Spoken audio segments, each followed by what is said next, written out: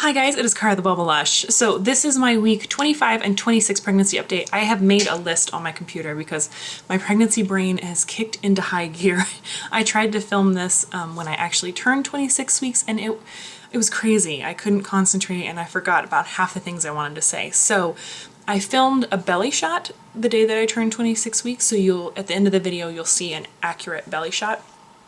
But I'm filming the vlog tonight because I finally just sat down and made a list of everything I wanted to talk about, because this was actually kind of an important week. I had a midwife appointment at 24 and a half weeks right before Thanksgiving. I think it was on a Tuesday.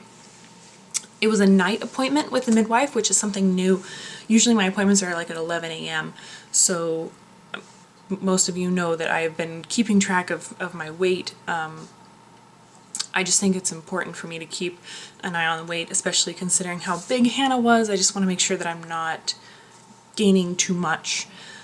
So anyway, so that appointment was at night, and when I stepped on the scale, I weighed about a half a pound less than I did at my previous appointment, which was 20 weeks.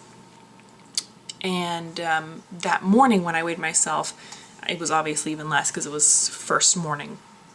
That's what I usually do. I wake up, I pee, and then I weigh myself. So it's as about as accurate as it gets, I guess. And right now I am 36 pounds down. I've been that way since 24 weeks. So it's been steady over the last two and a half weeks. And it's the lowest that I've been at so far in the pregnancy. So I think that I'm probably going to start gaining weight because the baby is starting to gain weight. He's almost 2 pounds now, I think. So yeah, I'm expecting to start kind of going on the upswing of the weight curve, but I want to keep it to like 11 to 20 pounds, which is what they say, and I don't see myself gaining that much, but who knows, I might. So anyways, as of 26 weeks, I'm 36 pounds down. But it was a little concerning because when she measured my fundal height was measuring ahead, which means that they think the baby is measuring ahead. My fundal height was consistent with 27 weeks, and I was 24 and a half weeks. But she stated that the baby was laying really weird. And he was. He was laying in a way that he was completely distorting my stomach, and it was bulging out. So I don't know if he was in the middle of turning over or what it was, but my stomach was like rock hard, and his back was in the middle of my stomach, which it usually isn't. His back is usually along the side. So I don't really know what he was doing in there, but he was stretching or what it was. So she wasn't all that concerned. But again, obviously they'll keep measuring my fundal height measurements from this point on. And if it's still ahead at my 28-week appointment, then we'll do a growth scan. I'm pretty sure the same thing happened during Hannah's pregnancy.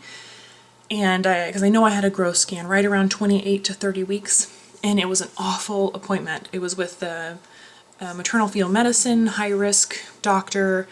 They did a growth scan. They said like Hannah's on track to be like a 12-pound baby, and we're definitely gonna have to do a C-section. And obviously I ended up with a C-section, but I ended up with a C-section because Hannah did not engage correctly at all. So I might end up with another C-section this time around. Who knows? I'll talk about that more later. But yeah, so there's a possibility that the baby is measuring ahead even though I'm not gaining any weight, which is annoying because I feel like I'm eating really healthy. I'm exercising. I'm not gaining all this weight. I'm not eating for two type of thing. And he's still big. So at this point, I'm like, I don't really know what I can do to make you happy, midwife. I don't know what I can do. So anyways, it's just something that they'll keep an eye on, which is what I expect them to do. I decided at this appointment to get the tetanus, diphtheria, and pertussis vaccine. Now I know this is definitely a hot button issue. The CDC changed its recommendations for when you give the pertussis vaccine, which is whooping cough. On the West Coast, whooping cough is a very big deal. Anyway, so the CDC has a new recommendation for women to get the vaccine, the Tdap vaccine, while they're pregnant after week 20. And like I said, I know that this is definitely a hot button issue. It's something that I researched and I felt comfortable with. So if you are in your early pregnancy, if you're in your first or early second trimester, or you're trying to conceive, this might be something that you want to look into just so that you can make an informed decision. Like I said, I know it's a hot button issue, and that obviously there's definitely going to be people that disagree with getting vaccinated during pregnancy. But I made an informed decision, and it was the decision that was right for me. It was the one that I felt comfortable with. So I guess that's really, at the end of the day, that's kind of all you can do. You're not going to make everybody happy. So my midwives encouraged it, and I agreed with them. So I guess the best thing you can do is, if you have any questions, talk to your doctor, do your research. I will include links to the CDC's recommendations and their presentation that swayed me. So I guess that's all I can do. I just want to kind of inform you that that's a new thing, and if you were pregnant before 2011, I think, then this might be new for you. So yeah. I also stated in writing with the hospital that I wanted to pursue a VBAC instead of an elective C-section. Obviously this might change. It depends on if he is, properly engaged and if everything's looking good, but for right now, they know that my goal is to pursue a VBAC. We also discussed the timeline of the pregnancy.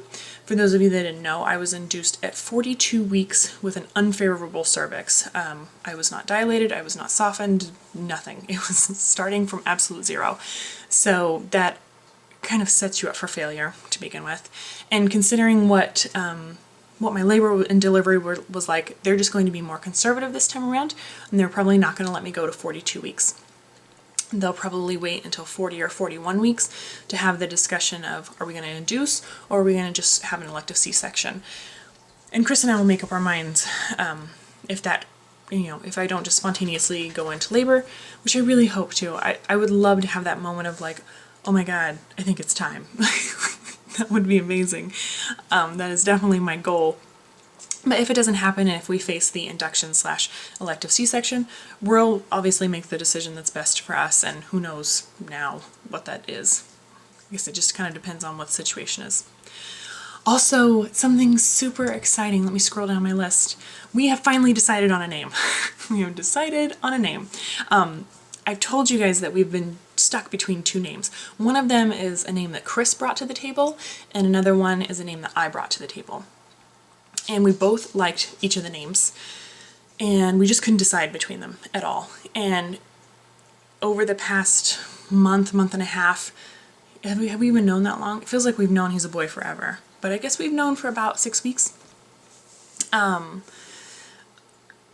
been testing the names out, like in my mind, and talking and referring to him as baby, first name. And eventually I I sided with Chris. I was like, you're totally right. That is a better name, I think. I think that fits him, and I think it'll fit well with our family, and I like it. So Chris won, and he is stoked. That's the name that he wanted to go with. So we've started telling friends and family, and I'm excited to include it in our Christmas cards and stuff. With Hannah's pregnancy, during her pregnancy vlogs, I announced the name at 30 weeks. And so I'll probably do something similar this time around. I just want to make sure that, although we've told close friends and family, like I said, we're including it in the Christmas cards, and so I want to make sure we wait until Christmas for people to get said cards. And so that everyone has a chance to kind of hear it from us, and then we will tell the world, or everyone that watches these vlogs. So that's exciting. I'm really glad that I can now refer to him by his name when I'm home. And I can't wait to do it in these vlogs too. That'll be really great. A problem from earlier in the pregnancy was sleeping. I was having kind of some, I don't know if you can call it insomnia, but I was waking up for hours and hours in the middle of the night. Hi, Apollo.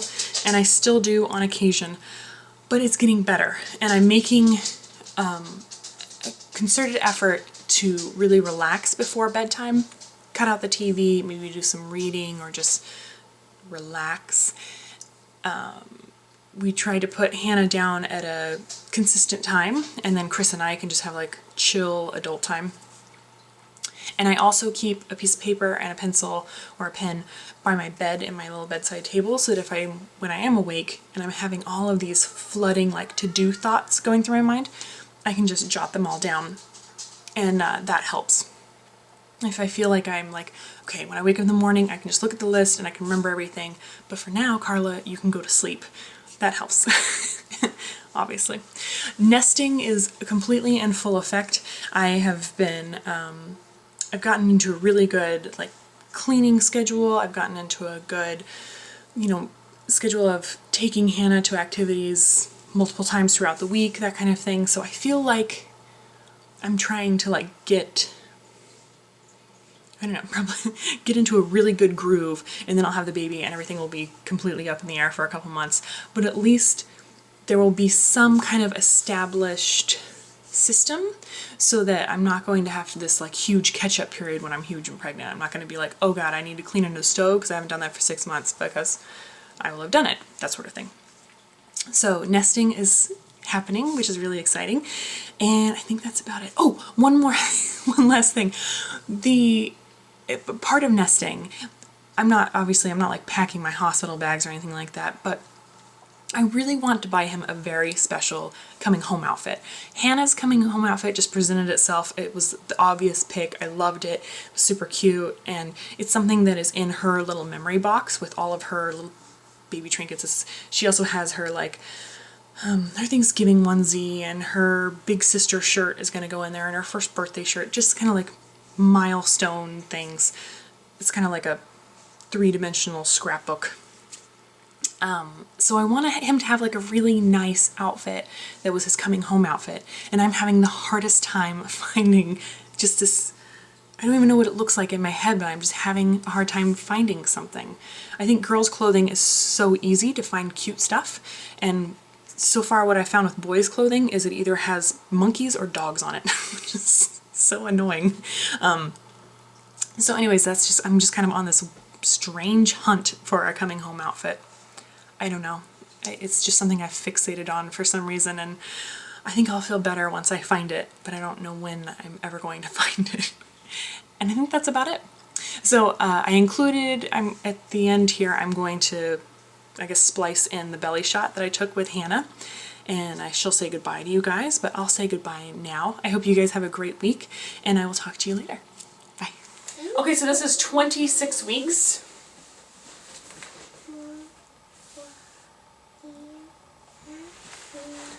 I feel like I am super visibly pregnant at this point.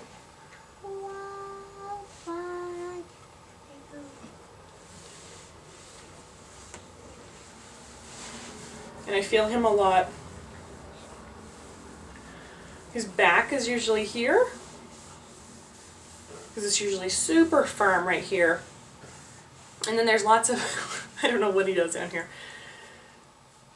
But I'm not getting as much, like if this was a head and this was a butt and there were feet, I'm not getting as much like kicking over here as I would expect.